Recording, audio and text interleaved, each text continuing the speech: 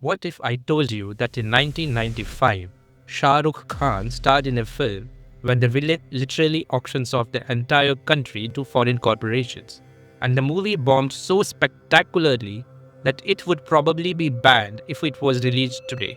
This isn't clickbait, this actually happened, and I believe this forgotten cinematic time bomb might be one of the most prophetic films ever made in India.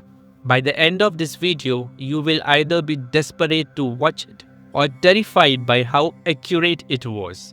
Before we go any further, and trust me, this gets wild, smash that like button if you love discovering hidden gems. And subscribe because we are about to uncover some seriously buried treasure in Bollywood history. So here's the setup. August 1995. Shah Rukh Khan is ascending to superstardom. He chooses to star in a film called Oh Darling, Yeh Hai India. Now, SRK fans, you think you know every Shah Rukh film, but I guarantee most of you have never seen this one. Why? Because it was such a spectacular failure that it basically vanished from existence. We are talking about a film so weird, so ahead of its time, that even Shah Rukh himself said it flopped because it was neither here nor there. Not art, not commercial. But here's what's insane. This failure might actually be a masterpiece that was just too dangerous for its time, and definitely too dangerous for ours. Now is the time to describe a plot so bonkers that you will think I am making it up. The entire story happens in one night in Mumbai. Shah Rukh plays a character literally named Hero. Not even a real name, just Hero, who teams up with a sex worker named Miss India to save the entire country of India from being sold to the highest bidder. You heard that right. The villain, played by legendary Amrish Puri, is called Don Quixote, and his master plan is to kidnap the President of India and then literally auction off the country to multinational corporations. If you think that sounds insane, we also have Anupam Kher playing the President of India and also the President's identical imposter. Because why have one president when you can have two, right? And did I mention this is also a musical with songs every 5 minutes and everyone speaks in rhyming couplets and it's directed like a stage play on acid. I am not kidding. My first time watching this, I had to pause a few times to just process what I was seeing. It's like someone took a Bollywood masala film, mixed it with a political satire, threw in some German Expressionist theater, and said, let's see what happens. Now, here's where this gets scary. Remember, this film came out in 1995. India had just started economic liberalization. Foreign companies were entering the market. There was this anxiety about globalization and what it meant for Indian sovereignty. So Ketan Mehta made a farce about powerful people literally selling the country to foreigners. Very funny, right? Except, look around today.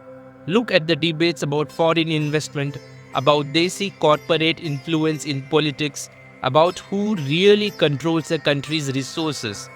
This film didn't just predict the future, it drew a detailed map of where we were heading. And here's the kicker. This film would have not seen the light of the day if it were made today. Think about that. A film that was too weird for 1995 audience would be too dangerous for 2025 audience. What does that say about us? What does that say about how much we have changed or how little indeed? So why do I think this failed film is actually a secret masterpiece? Well, what Ketan Mehta and his team created was first true Desi post farce. It is self-aware, it mixes high art with pop art, it references other films, and it questions everything. And Oh Darling Yeh Hai India does this in the most Indian way possible. The characters are called Hero and Miss India. They are not people, they are archetypes. The film constantly winks at you and says, hey, you know you are watching a film, right? There's this moment where Hero introduces himself, and it's not just Shah Rukh playing a character. It's Shah Rukh playing a character who knows he's playing the hero of a Bollywood film. And this was way before Deadpool and She-Hulk became self-aware. And the rhyming dialogue, that's not lazy writing. That's deliberate artificiality. The film is screaming at you. This is theater. This is constructed. Don't get lost in it. Think about what you are seeing. And can we talk about Amrish Puri for a second?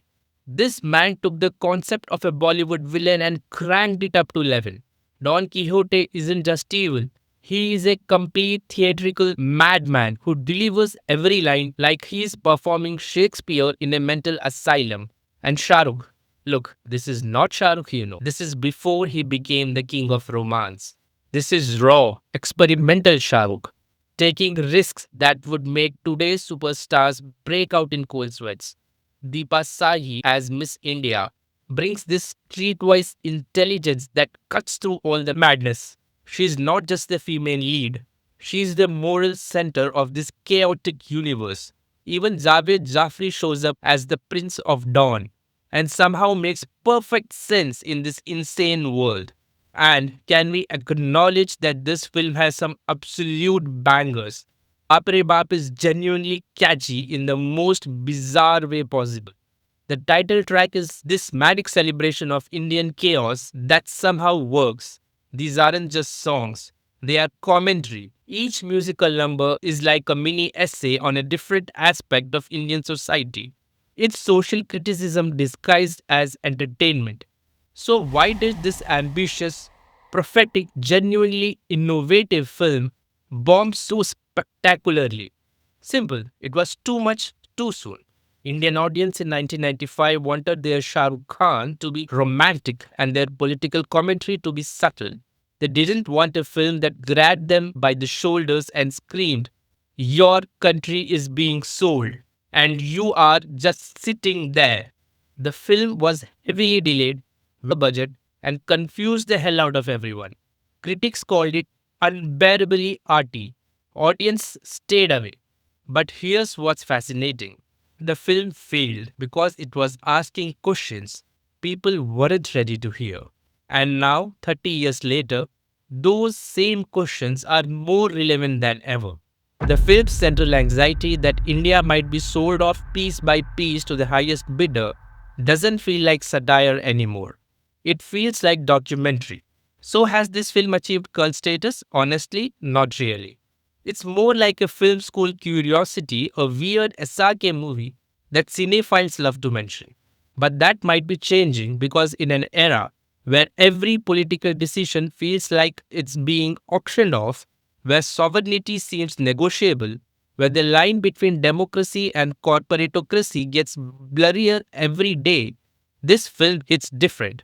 It's not just that the film predicted the future, it's that it predicted our present so accurately that it's genuinely unsettling. So here's my verdict.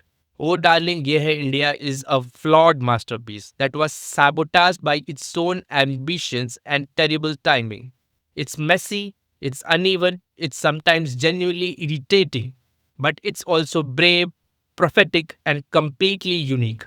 It's the kind of film that makes you understand why we need artists who are willing to fail spectacularly while reaching for something important.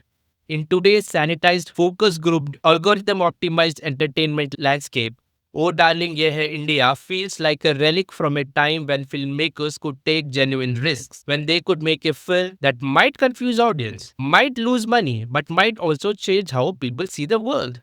And the fact that it would be cancelled today, that's not a bug, that's a feature. Art that doesn't make some people uncomfortable isn't doing its job.